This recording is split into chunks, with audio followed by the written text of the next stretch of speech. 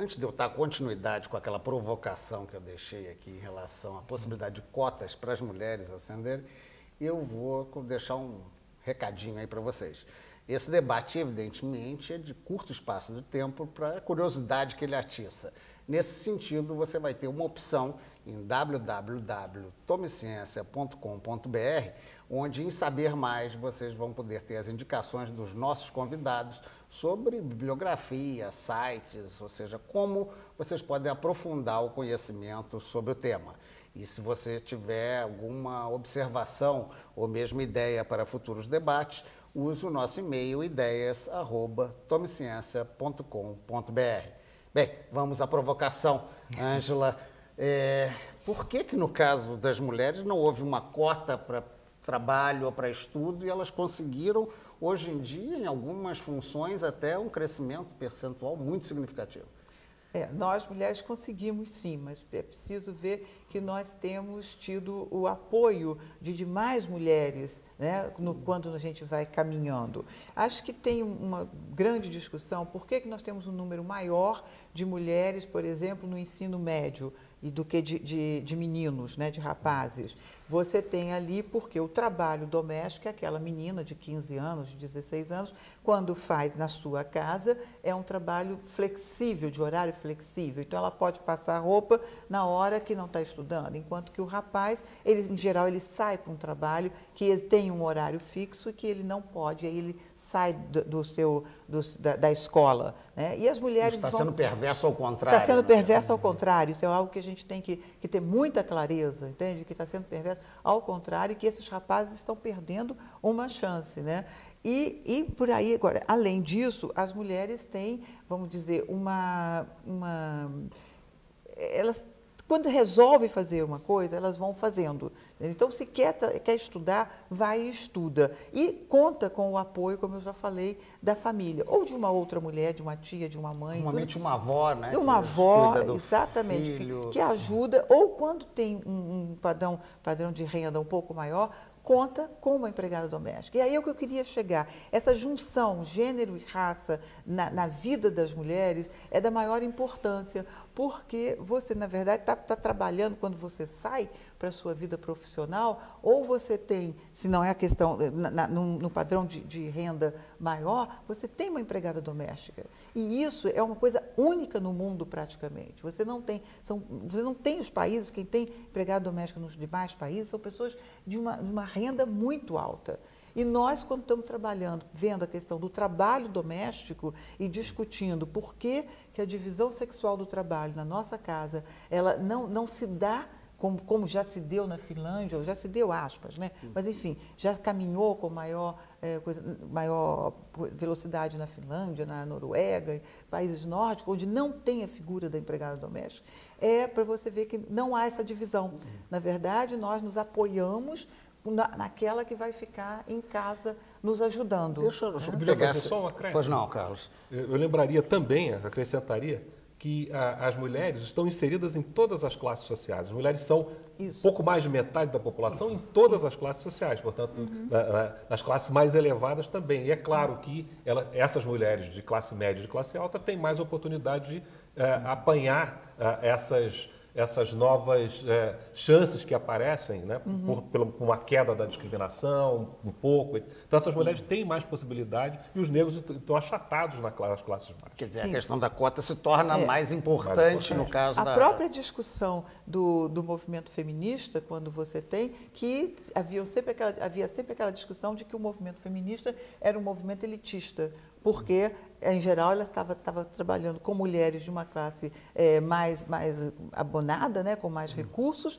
e branca, de um modo geral, entende? Até que o movimento negro consegue também se impor no país. Deixa eu aproveitar esse deslocamento que você fez do ensino médio, que eu achei interessante, porque, na verdade, daqui a pouco vai ter que ter a cota para o rapaz poder estudar, né? E eu queria inverter também com o Antônio um pouco desse conceito. A gente tem, pela nossa origem de colonização branca, no caso brasileiro, sempre uma noção, o negro chega como escravo, então todo esse aspecto social coloca o negro como uma figura secundária. no nosso processo brasileiro, quando na verdade ele que segurou a onda toda. Mas na história da civilização, a genética hoje em dia está estudando e está vendo que a origem do mundo, da genética do mundo, é na África. Portanto, nós temos a origem da vida muito mais para o negro do que para o branco? Seria mais possível dizer isso? A origem da espécie humana, né? Ela deve ter sido realmente na África.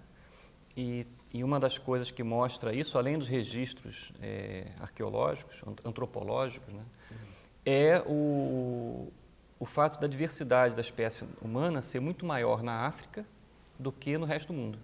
Então, o nível de diferença entre um africano do Sul e um africano do Senegal é maior, geneticamente, do que entre um africano do Sul e um chinês. E, no entanto, existe essa tendência de agrupar todos eles como se todos fossem negros. Mas é porque nós nos originamos na África, então houve uma grande diversificação e um grupo que seguiu via o Oriente Médio e ocupou a Europa e a Ásia, que foi se diversificando. Perdendo a melanina, talvez porque tivesse menos sol para lá? Porque o Carlos estava falando no intervalo, tem esse problema da vitamina D, né, que ser negro é uma coisa boa porque protege a nossa pele contra os raios do sol, mas quando tem pouco sol, a gente precisa desses raios do sol para fazer vitamina D. E aí ser branco passa a ser mais vantajoso. Então o branco poderia ser visto desse ponto de vista como uma deficiência de cor de pele, como se fosse um tipo de albinismo. Claro que os brancos não gostam muito de ver desse jeito, né? Certo. Mas os estudos do genoma humano hoje facilitam muito essas conclusões, não é? Isso é uma das coisas legais do projeto Genoma, porque ele permitiu que nós víssemos nós temos 40 mil genes, a nossa espécie. E quantos desses genes que realmente podem separar entre brancos ou negros? A gente vê que são pouquíssimos genes, é uma meia dúzia.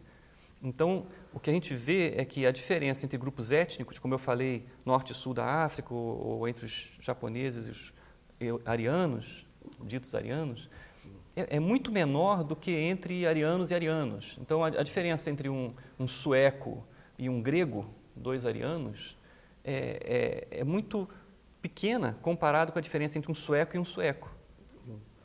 Então, não dá realmente para falar, por isso que eu falei que biologicamente... O conceito de raça está superado depois disso. Bem, vamos entrar numa parte, vamos dizer assim, mais afirmativa, e eu perguntaria para a Carla, a partir dessa sua experiência, você está estudando o caso específico da UERJ, o que é que dá para concluir?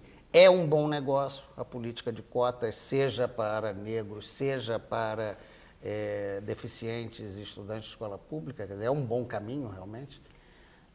É uma pergunta difícil essa. Eu acho que uma resposta plausível é esperar alguns anos para a gente poder ter base, ter pesquisa quantitativa, pesquisa qualitativa, para poder concluir, inclusive para pensar outras medidas, etc. Mas eu posso dizer, como o Medeiros estava falando também no intervalo, que vale muito pelo debate que projetou, né? Eu acho que a gente está tendo uma oportunidade ímpar na história do Brasil de discutir relações raciais, discutir universidade pública, discutir acesso, discutir desigualdade, discutir uma série de questões bastante problemáticas que a gente não fazia, né? Mas deixa eu continuar a provocação, Carla, me desculpe, mas você acha que está dando resultado no sentido de ser realmente afirmativo, seja para o negro? Claro que a discussão é útil disso, né? Se nós fazemos um programa de debate, é que nós gostamos de discussão e de debate até. Mas você acha que está sendo eficaz enquanto uma política que ajude a combater o preconceito e o racismo? É mais uma medida, eu acho que sim. Eu acho que é uma medida válida, mas é muito problemática ainda. E eu acho que tem sempre proposições, né? Estão querendo mudar a lei. Problemática.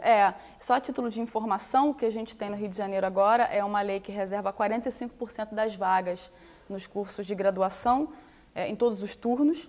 E desse percentual total, são 20% de vagas reservadas para autodeclarados negros, outros 20% de vagas para alunos egressos de escolas públicas e os 5% restantes para autodeclarados de minorias étnicas e para portadores de deficiência. Essa é a categoria utilizada, portadores de deficiência. Certo. E mesmo então, assim com alguns problemas jurídicos, né? Porque há quem não seja aprovado que tente derrubar legalmente. Exatamente, com todos os problemas jurídicos possíveis, que também torna bastante interessante a discussão, porque os advogados, juízes e promotores são obrigados a formular um debate e um corpo de conhecimentos a respeito disso que não acontecia antes, né? Então é bastante interessante. Carlos Medeiros, e do seu ponto de vista, você acha que está sendo extra aquilo que ela citou no intervalo? É bom o debate.